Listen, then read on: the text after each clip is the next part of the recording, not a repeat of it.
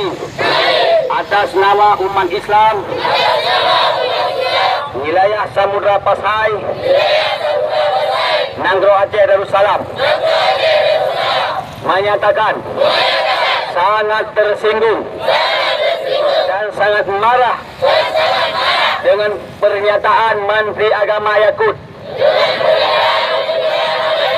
yang menyamakan suara azan dengan gonggongan anjing. Maka oleh karena demikian kami desak Presiden Indonesia yaitu Insinyur Joko Widodo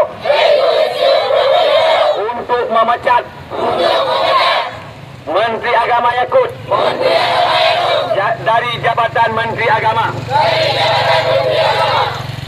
Jika tidak dipecat, maka kami anggap Jokowi adalah sama dengan Yakut. Yakut adalah musuh kami. Jokowi juga musuh kami. Jika Yakut tidak dipecat dari jabatan Menteri Agama. Kemudian kami desak Kapolri, Bapak Kapolri untuk segera menangkap Menteri Agama Yakut agar diproses secara hukum yang berlaku di Indonesia.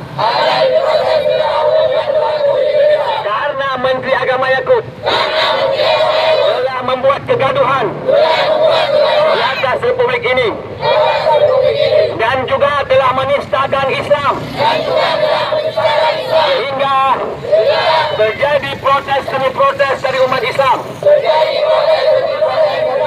yang menghabiskan biaya negara, merugikan rakyat.